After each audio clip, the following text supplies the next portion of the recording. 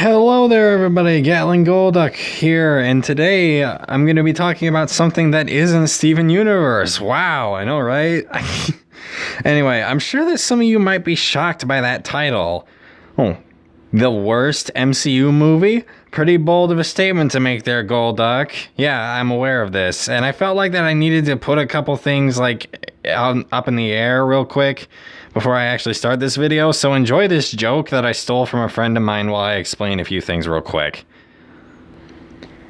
Now, let it be said that I am fully aware of, what comes with this statement that I'm making, claiming that Avengers Endgame of all MCU films is the worst one in the series. I'm very aware that people have strong feelings towards this movie and very strong opinions of it as well. So I'm aware. A lot of people love this movie, and me saying that it's the worst, it's kind of bold, and honestly, you can call it clickbait, you can call it controversial, you can call it a hot take, you can call it whatever you want. Honestly, I don't really care, because it's a statement that I'm making and that I'm standing by.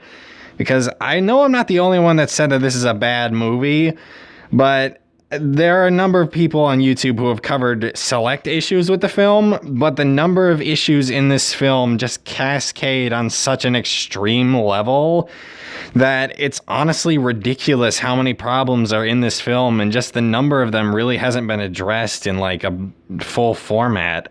So I kind of want to try my best to do that. Also, due to recording limitations and considering how long this movie is, I'm going to try to cover as much as I can in this video. If I can't cover everything, then I'm going to have to make this up into a two-parter, maybe even a three-parter if things go on that long. Either way, I guess that's about all I got to say, really. But other than that, thank you all for clicking on this video, and hopefully you guys will hear me out, and I will be able to explain why Avengers Endgame is the worst MCU movie. I really didn't want to start this video off on a subject like this. I really didn't, but this is the first big issue in the movie, right off the bat. Because the reason I didn't want to start this video like this is because Captain Marvel is a source for controversy no matter what you say about her, but I'm going to be keeping things strictly on her role in this story. And right now, I have a very simple question. How in the hell did she find Tony and Nebula out here in space? How did she find them? Space is gigantic, I'd like to say. And also, there's this thing about, the last movie. None of the other superheroes knew that Tony and the others were on Titan. Nobody else knew about that. And so even if you were to say, Tony and Nebula didn't get far from Titan, nobody else knew about that. So how did Carol find them? Also, because did she just fly around in space for a few days hoping that she would find them and eventually just hit the right mark? Because that's kind of far-fetched, isn't it? Because space is how big, and the speed of light is actually not that fast, because that's how fast Captain Marvel can move. Speed of light is actually not that fast. It's so compared to space, that is. So how did she find them? How did she get all the way out here and find these two? I don't know.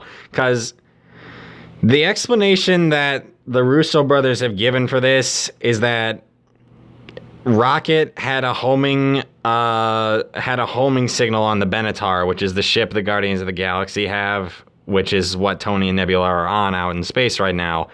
Rocket had a tracker on the Benatar. However, it is clearly established in this movie that it has been 22 days exactly since the events of Infinity War. And if what the Russo brothers say is true, first of all, this isn't in the movie, so it still doesn't make amends for it. Second of all, even if this was the case, why did Rocket just sit on this information for 22 days? This is his family we're talking about. These are the only people that Rocket has ever cared about, and it took him 22 days to act on the information that he has to frickin' get to them. And just like, hey, okay, so just to add a bit more to the preamble, the number of issues in this film is why I say that this is the worst MCU film. Because the amount of character assassinations, the amount of character butcherings, the amount of plot holes, the amount of inconsistencies, the amount of destruction of payoffs, and the amount of denial of payoffs, and the utter dismantling of character arcs and sacrifices, it's so bullshit. And those of you who know my content, because like, I can understand that people are very passionate feelings towards this film because this is supposed to be the climactic ending of the whole Infinity Saga story that the MCU had going for 11 years and 22 movies worth of build-up. And this is supposedly the climax to it, and it's a mess. It really is. Like, there's no beating around the bush about it. Avengers Endgame is a horrible movie. It really is. And I can understand why people would be attached to this film. I'm an MCU fanboy myself, but those of you who know my content know that I'm not the kind of person to just ignore flaws, even in things that I like. So I really can't just sit back and watch this movie without thinking to myself about these things. Like, how did Carol find them?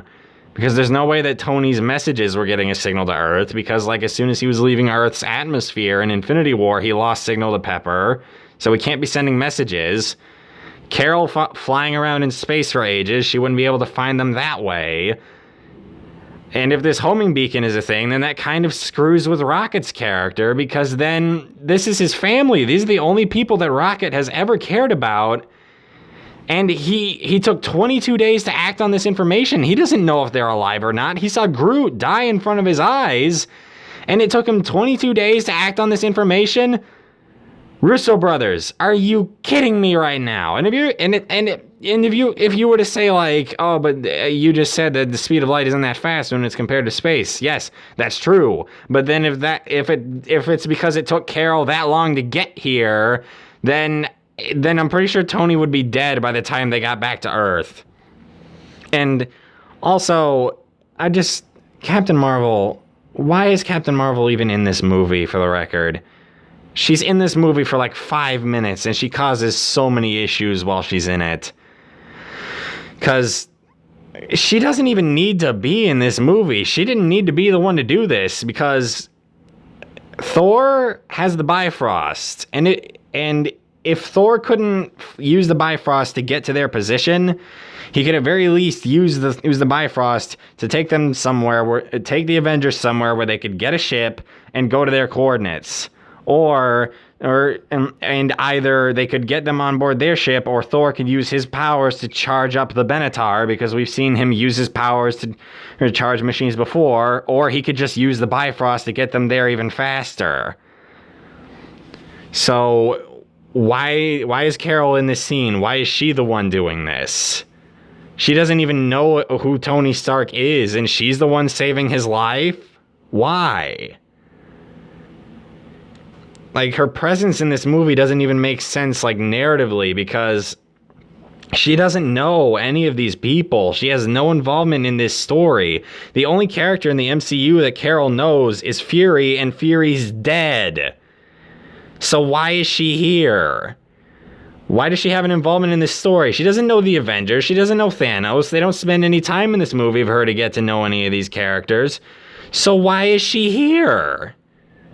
She hasn't been involved in the Infinity Saga building up to this point, so why is she in this movie that's supposed to be the climax of the story, revolving around the characters that have been here for, like, years? Like, Captain America and Tony Stark, Bruce Banner, Clint Barton, Natasha Romanoff, and Thor, they've all been here since the beginning.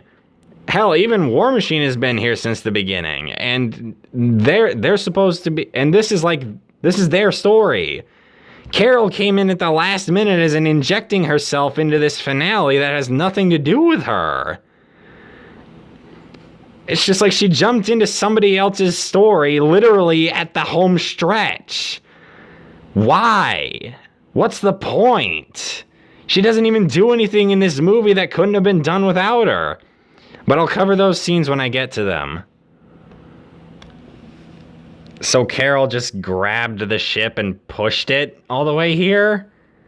How did she see where she was going? How did she not rip it apart, moving at the speed of light by just grabbing onto the base of it? How did she manage to get it into the atmosphere without dropping the damn thing? So Tony completely and utterly snaps off on Cap for this scene. When, back in Infinity War, Tony had the option to call Cap or to turn back to Earth, and he didn't. Cap wasn't there because you didn't get him involved, and he said that he would if you needed him. And this scene is never brought up again. It's never addressed again. They don't even talk about this scene again. They don't talk about their relationship, nothing like that. They don't talk about their friendship. They don't talk about their trust. They don't talk about Civil War. They don't talk about Bucky. They don't talk about any of that.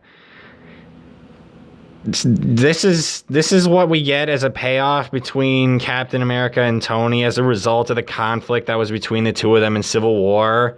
Nothing. This is what we get as resolution. They don't even talk about it.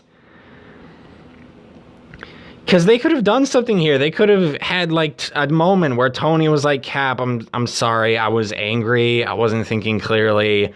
I just directed it all at you. I'm sorry. I don't want to be this like I don't want to be like, I'm trying to orchestrate reasons in my head to hate you, but I don't hate you. They could have done something with this scene, but instead they just acted like it didn't exist and chose not to bring it up again. Why? I don't know. Why did they choose to just not give us resolution to this? And this is what I mean when I say that Endgame just chooses to deny payoffs and deny resolutions and deny like arc conclusions. Because this Civil War was extremely significant for both of these characters. It drove them to the point where they almost killed each other. And we're gonna get nothing? They're not even gonna talk about it. Nothing. This is, oh my God. This is, and people say that Endgame is a satisfying conclusion. I cannot disagree with that more, because they don't even directly address one of the biggest conflicts that happened in this entire series between two of its main heroes, and several other of the heroes for that matter. They don't even talk about Civil War. They don't mention Bucky or the fight at all. None of that is addressed. And this is supposed to be the ending of the Infinity Saga, and they just left this out in the air. Just a loose end, just left undone. Not even addressed. Why? I don't know. Don't bother. I can tell you where Thanos is. Oh, where is he? He's in a garden. Okay, where's the garden? I don't know. Thanks, Nebula. Thanks for your input. So, more of Rocket withholding information in this movie, because Rocket says that 2 days ago was when Thanos snapped his fingers again on this other planet, an energy signature matching the one on Earth. Basically, like, he said this happened 2 days ago. So Rocket has just been sitting on this information for 2 days. Okay, and if he hasn't, then why is he debriefing this? Like, why is he briefing this to the Avengers and they're all acting like this is the first time they've heard this information when, if we're going by the idea that Rocket didn't withhold this information for 2 days and he told them about it, why are they all acting like they're hearing this for the first time? Rocket, why are you... Okay, because Rocket, once again, withholding very important information from the rest of the team for reasons unexplained. Why? Why would... Rocket, why are you doing that? Because before you didn't have me.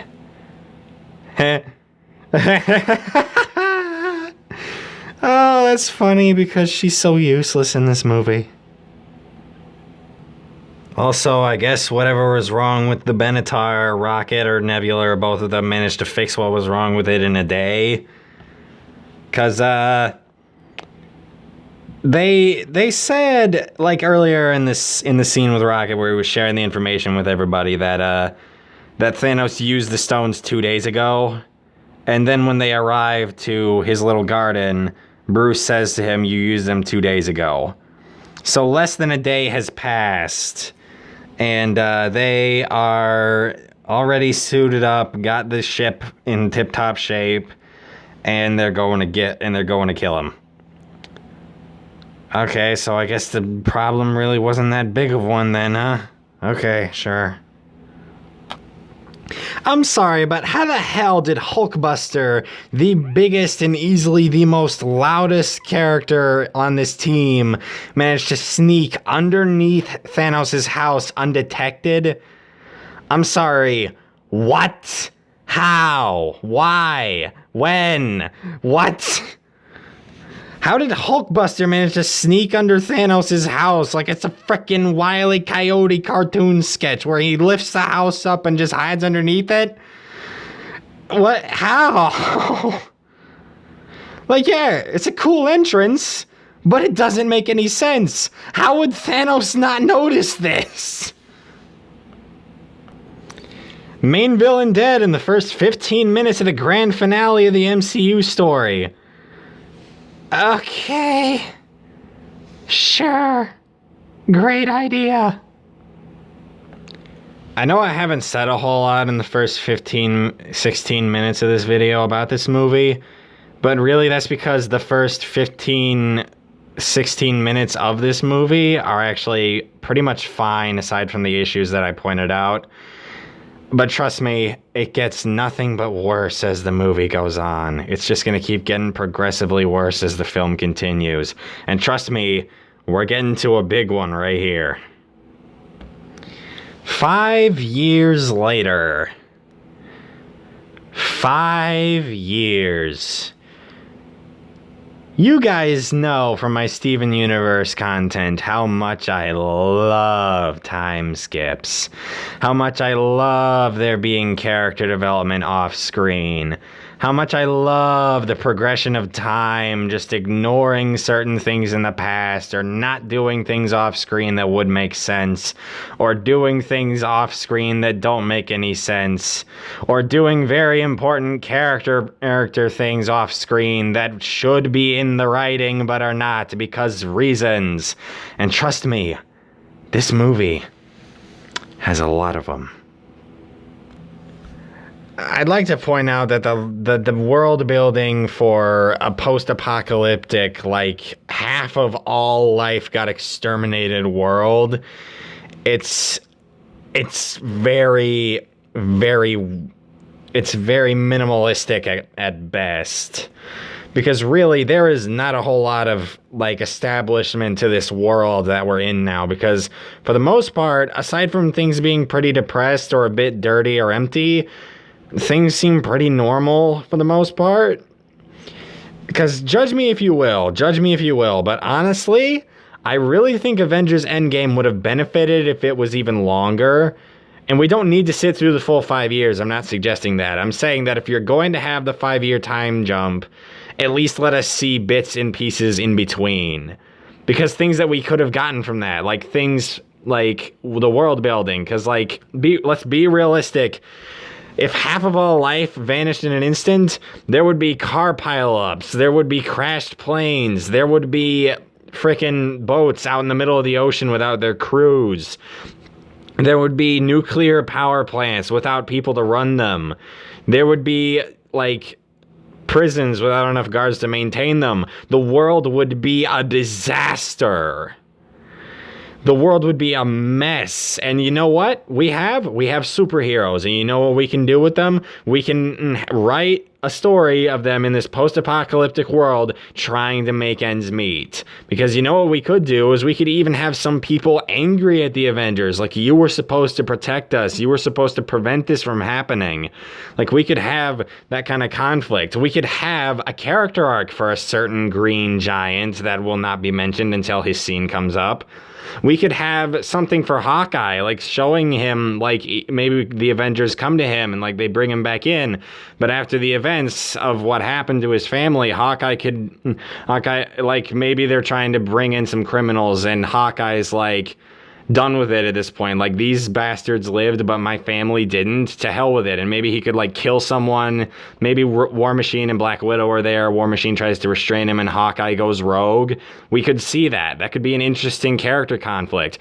Because, like, I really do hate time skips. I really do. Because it's just the writer's get out of jail free card. That's what it is. Because it's an excuse for writers to not put in the work and just jump from point A to point B without needing to do any of the actual writing work. They just jump from point A to point B and just tell the audience to accept what is happening in front of them right now because this is what it is now. Don't ask how we got here. We didn't write it. We don't know. We don't even know how we got here. We're just here now. Deal with it. I hate it so much. Because it's just an excuse for writers to be lazy. Box yourself into a corner, skip 5 years into the future, and you don't need to worry about it. Have a character arc have a complex character arc that you need to dedicate time to, skip 5 years into the future, have their arc be completely off screen, don't even worry about it.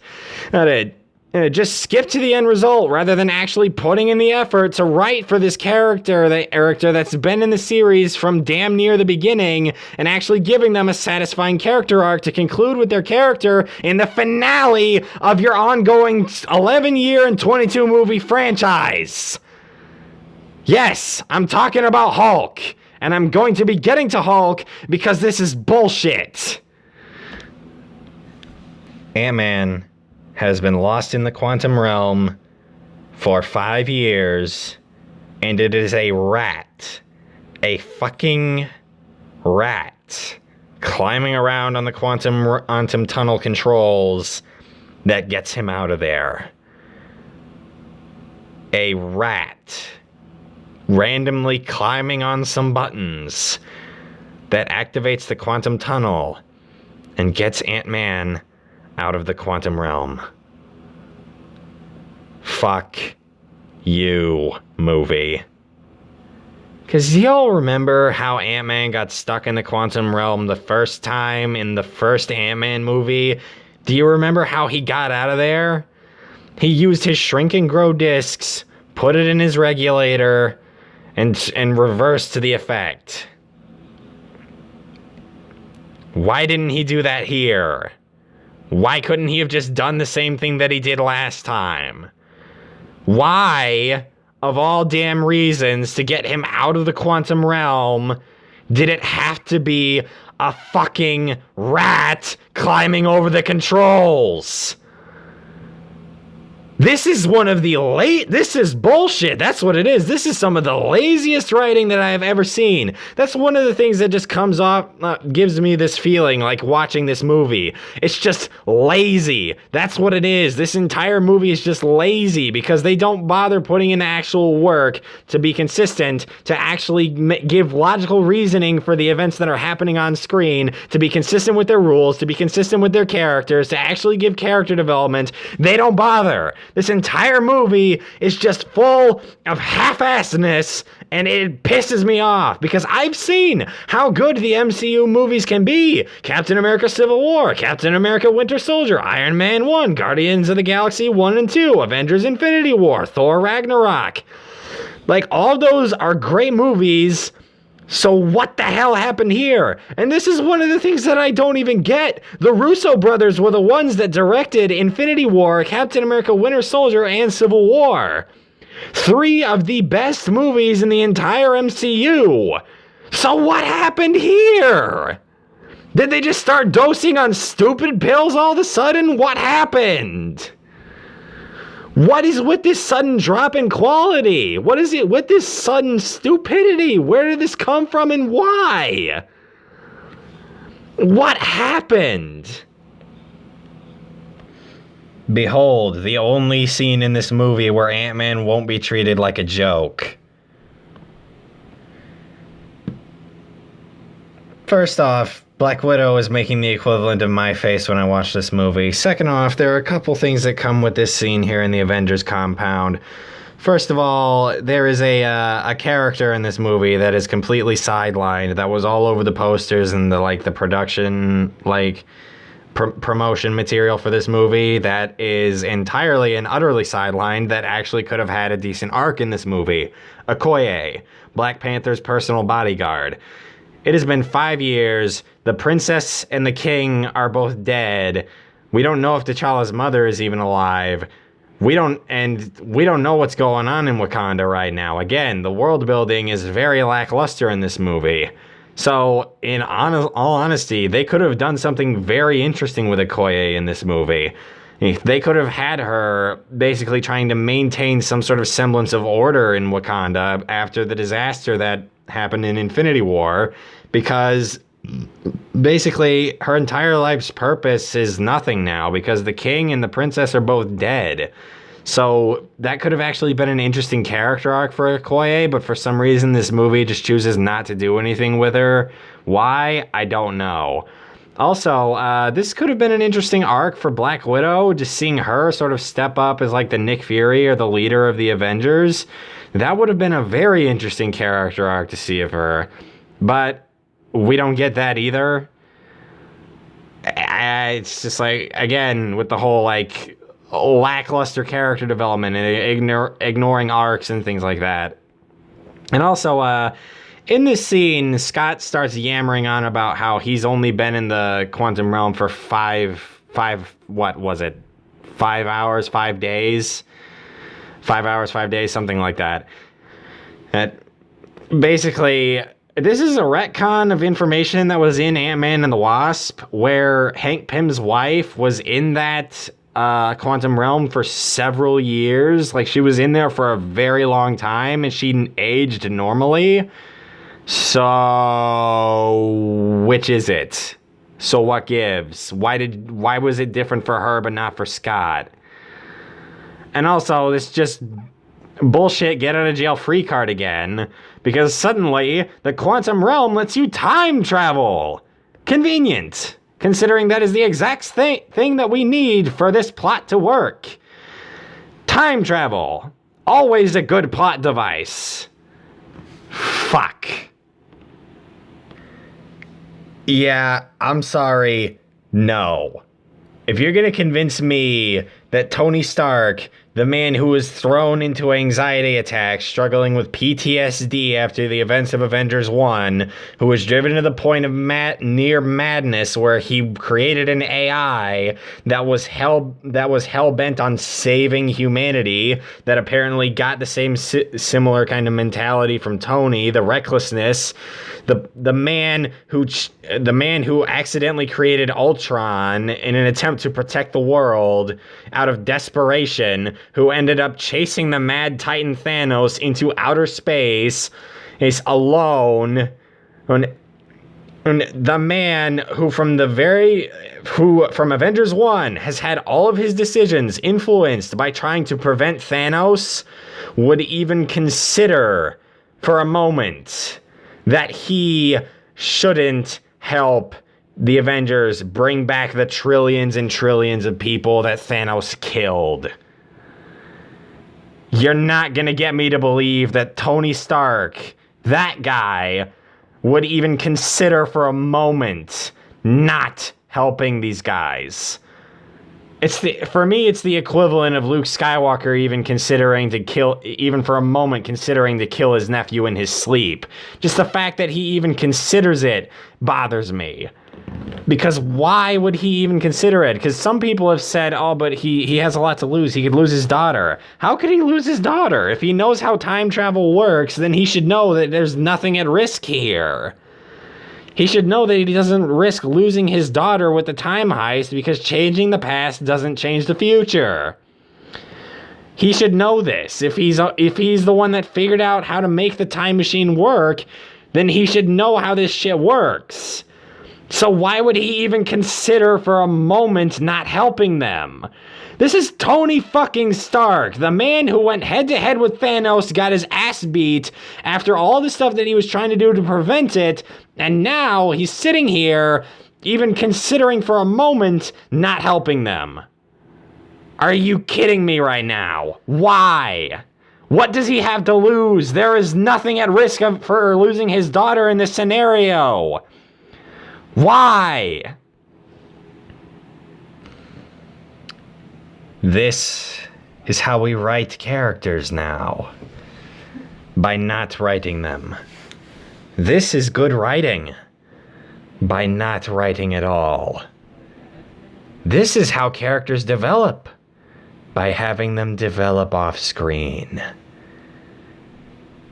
This is good writing. Not having the writing in the material at all is good writing. Not putting in any effort at all to have your character go through this kind of transformation, that is good writing. Good on you. You did great. You did an amazing job doing absolutely nothing. This is character development. This is Professor Hulk. The result of a character arc that was completely off screen. This is bullshit. That's what it is. Because let's be real for a second. Let's be real.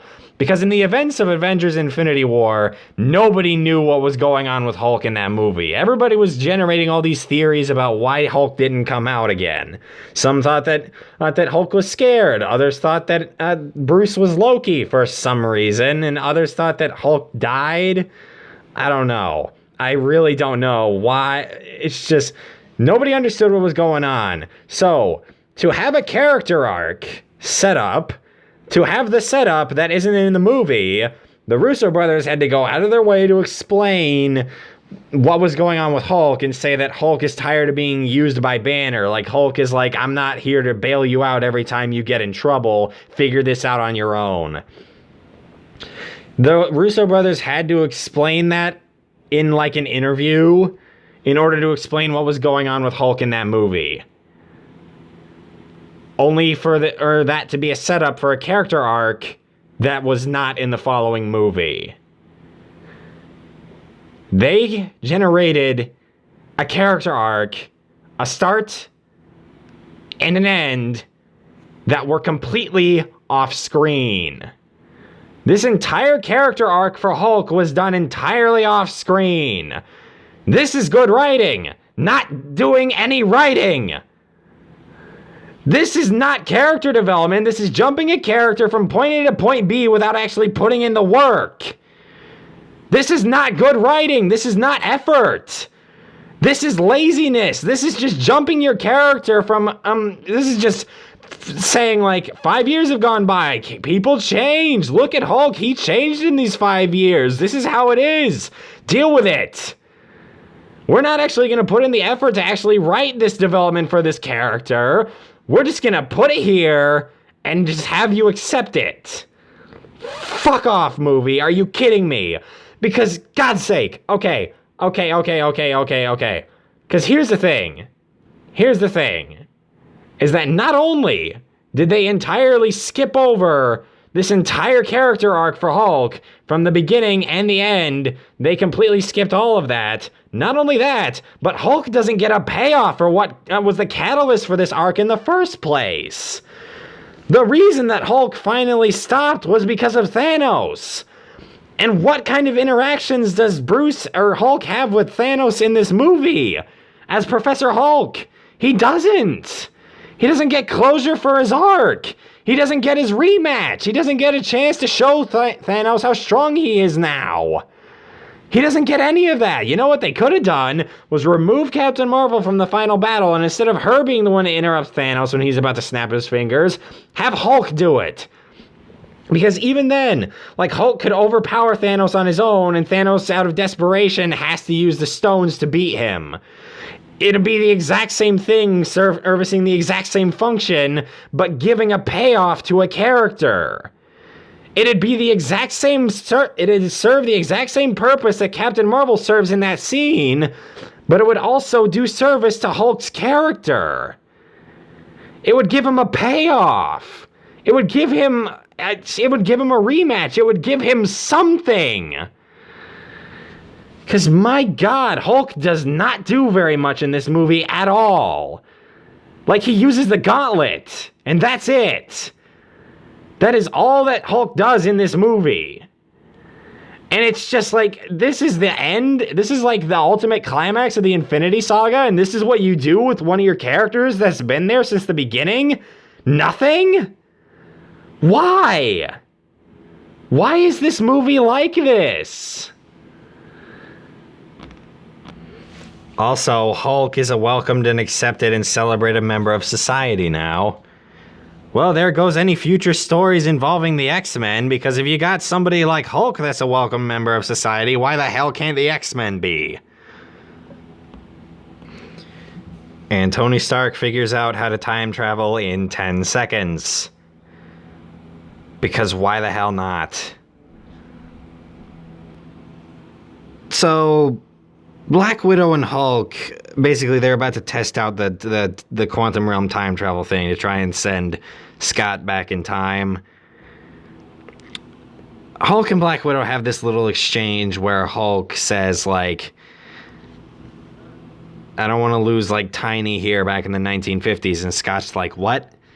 And Nat just goes, he's kidding. And then whispers to him, you are kidding, right? And then Hulk says back, I have no idea here. This is time travel we're talking about. Either all of it's a joke or none of it is. And then he just says to Scott, we're good. And Captain America overheard this entire exchange. Do y'all remember that scene in Captain America Civil War where Scott decides to side with Captain America and Cap says to Scott, we're going outside the law on this one, so if you come with us, you're a wanted man. He wants to make sure that Scott's okay with what he's about to do. And then later on, when Scott's about to turn into Giant Man to create a diversion so Cap and Bucky can get to the Quinjet, Scott says, I got something kind of big, but I can't hold it very long. On my signal, run like hell, and if I tear myself in half, don't come back for me. And the moment he says that, Cap asks him, are you sure about this, Scott? He wants to make sure that Scott's okay with what he's about to do because he's putting both his freedom and his life at risk. These are very noble things of Ant-Man to do. Oh, he's siding with Captain America with both his freedom and his life being potentially put in danger here. And Cap wants to make sure that Scott's okay with that. Here Scott doesn't even know about the danger to his life. And Cap sits here, overhears this, and doesn't say anything to Scott about it. Why?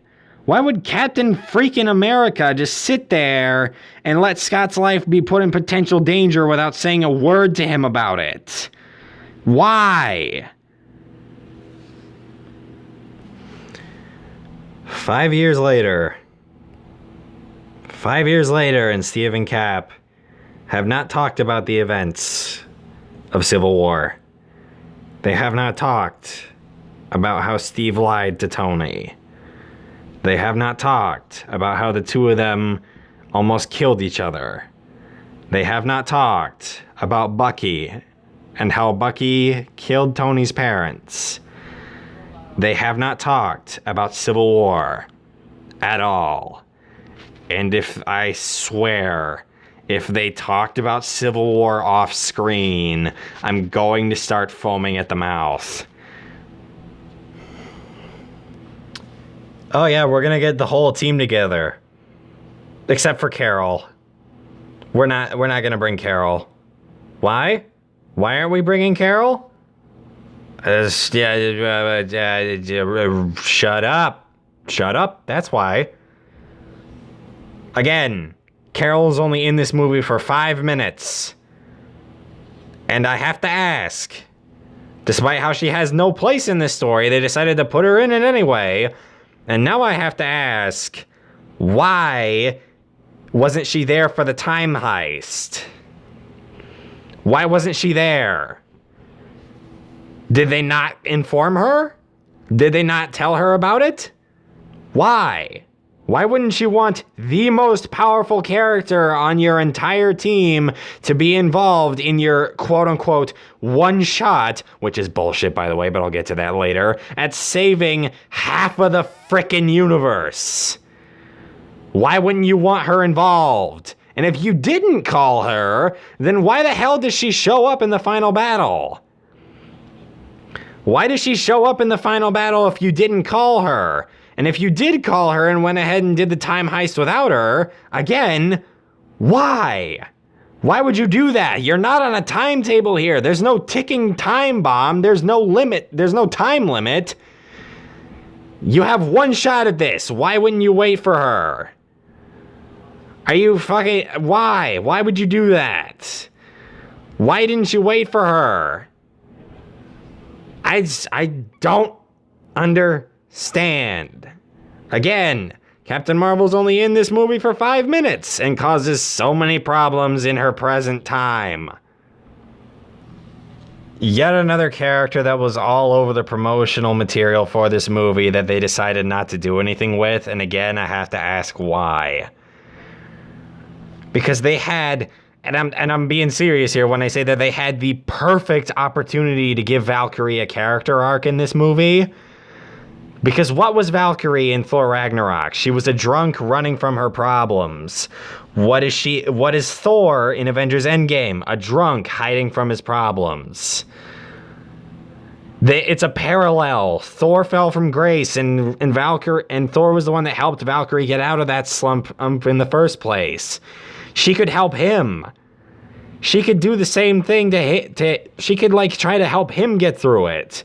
And if not that, then at least they could give her an arc where Valkyrie takes charge of the Asgardians without him around to lead his people, and she could become a proper queen of Asgard, because otherwise, that whole promotion thing that like Thor gives to her where he promotes her to like Queen of Asgard comes out of nowhere. Because where the hell did we get the idea that Valkyrie is actually a good leader?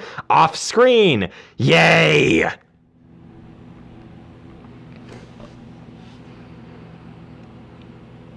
Just join me for a second, if you will, and just take this scene here in. We got Thor, God of Thunder, raging alcoholic, overweight, chilling out in a hut, playing Fortnite with Korg.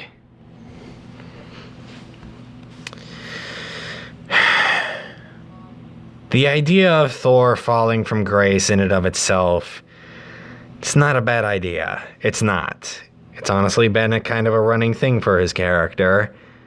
However, the way that this movie goes about Thor is completely and utterly botched in so many different ways that I'm going to have to start with probably the most egregious thing that they do with Thor in this movie.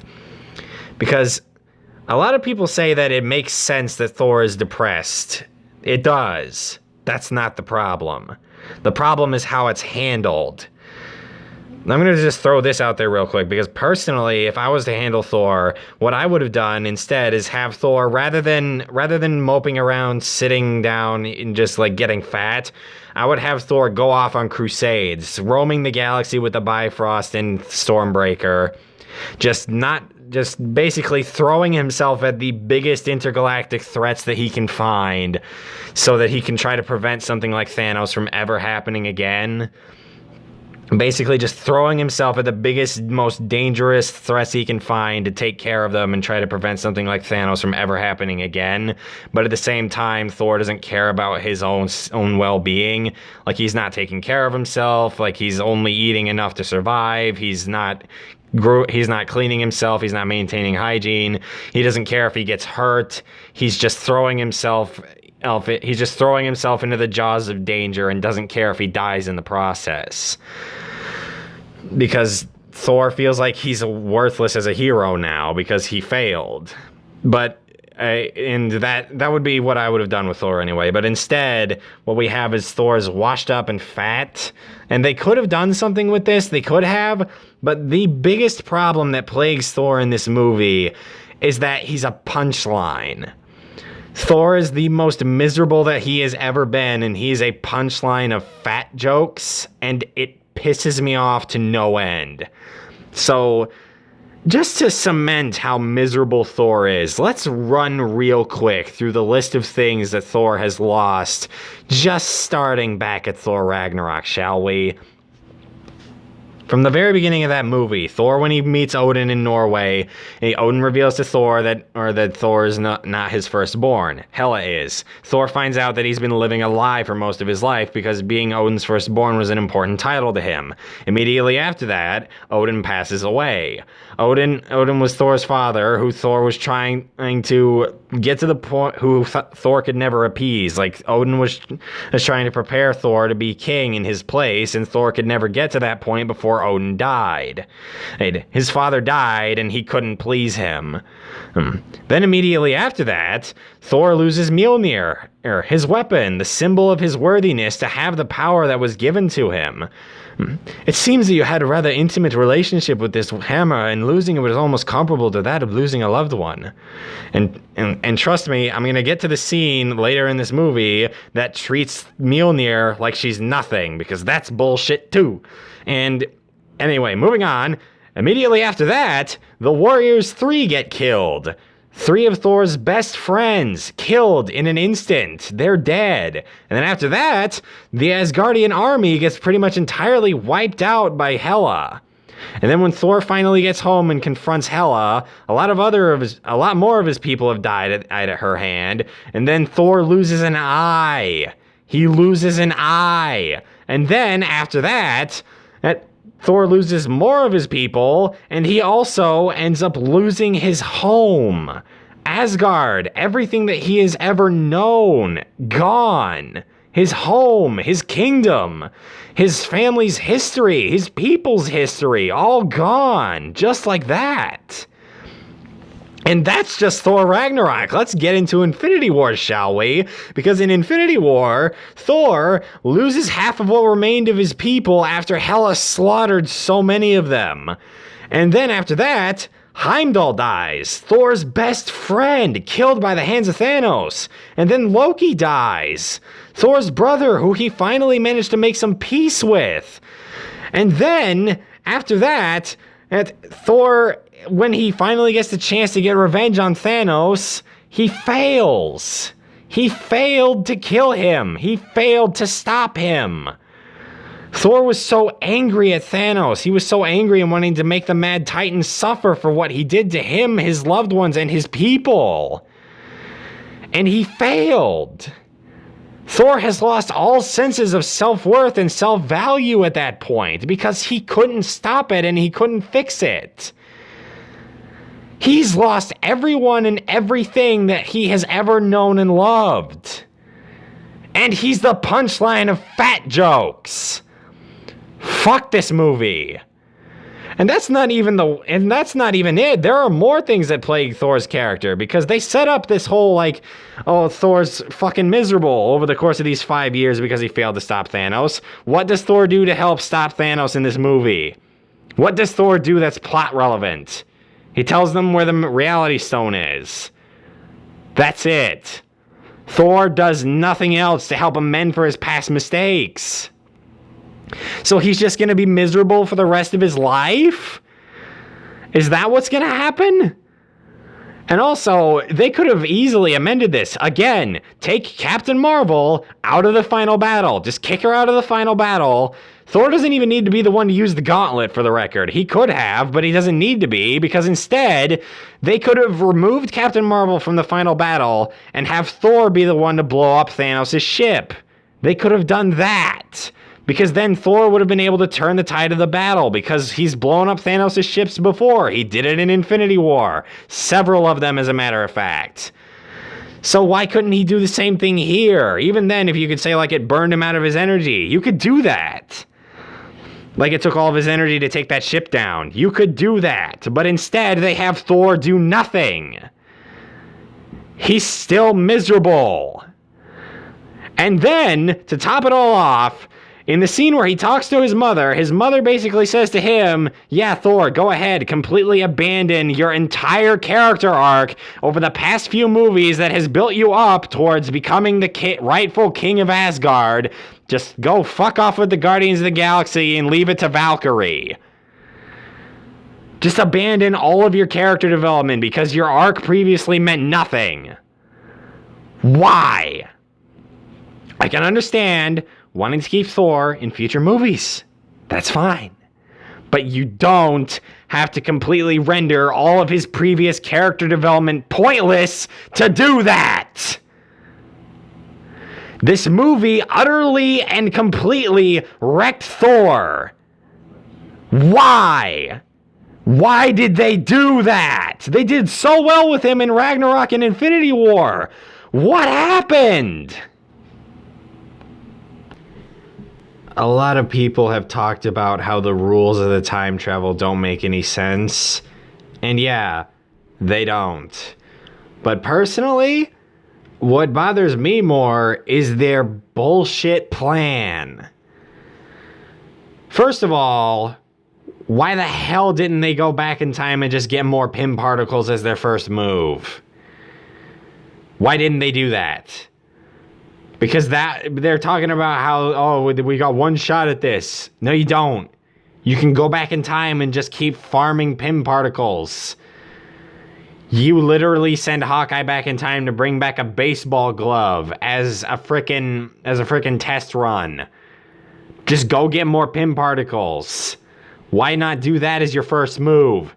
And also, this is one of the reasons that I say that this is the worst MCU movie.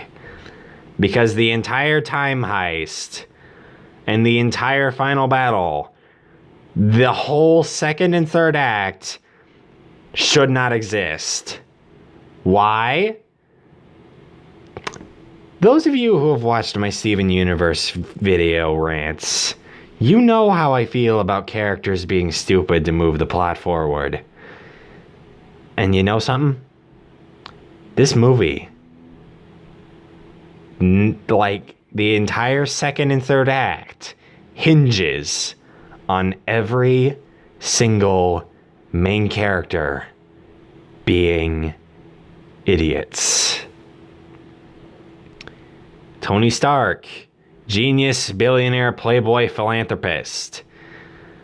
Rather than suggesting that they go to Titan, where they literally had Thanos on the ropes, knocking Star-Lord the fuck out and having Thor cut Thanos' hand off, he suggested they do this Scooby-Doo style. Rather than any of them suggesting that they do what they did at the very beginning of this fucking movie, just staking out at Thanos' house immediately after he does the snap, before he destroys the Infinity Stones, just hogtie him like you did at the beginning of this movie, and take the stones from him the same way you did last time. Why didn't they do that? Either of those would have been a better outcome, because on Titan, you got 5 Infinity Stones right there. Cut Thanos' hand off, then kill him. He's dead, no longer a threat. 4 stones right there, boom. Strange would hand over the Time Stone because he obviously knows what's going on. Boom, 5 stones. Head down to Wakanda, mop up the aliens, wait for Shuri to finish with Vision's surgery. All 6 stones right there. The final battle doesn't happen. Thanos from the past doesn't show up. And nobody has to die. Hogtie Thanos like you did at the very beginning of this movie. Right after he does the snap, head to his home. Hogtie him, cut his hand off, all 6 stones right there. Fresh as can be. Hey, all 6 stones acquired. Thanos dead. Job done. No one dead. Why didn't they do either of those things? And even then, why not just go back in time and pick up Doctor Strange and have him explain what they're supposed to do? Because this movie establishes that you can bring people from the past into the present without fucking over the time stream, and yet, They don't do that.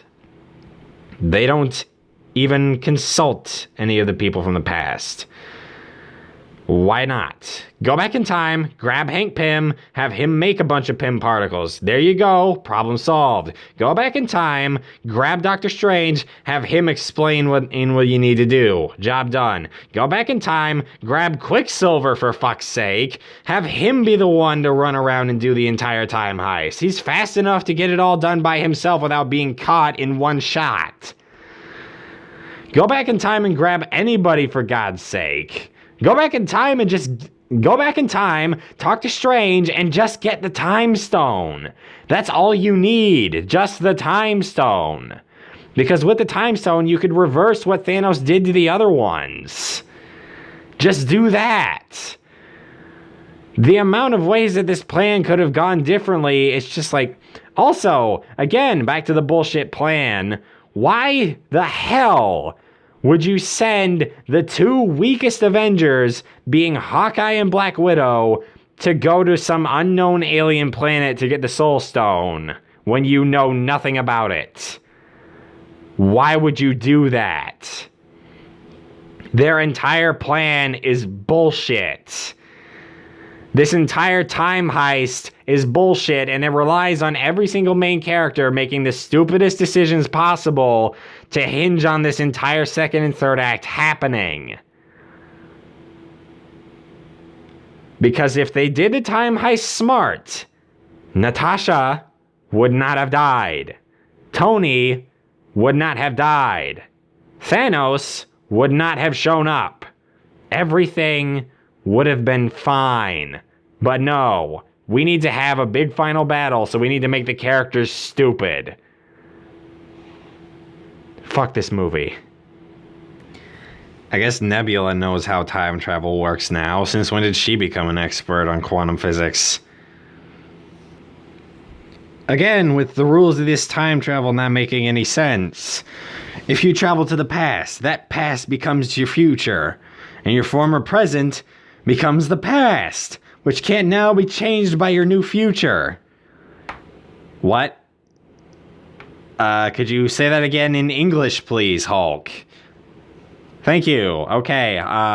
Even if this whole changing the past doesn't change the future thing is true, again, I'd like to point out the fact that Captain America completely ignores those rules. By the end of this movie, with what he does, he completely ignores those rules by living in the past and changing the future.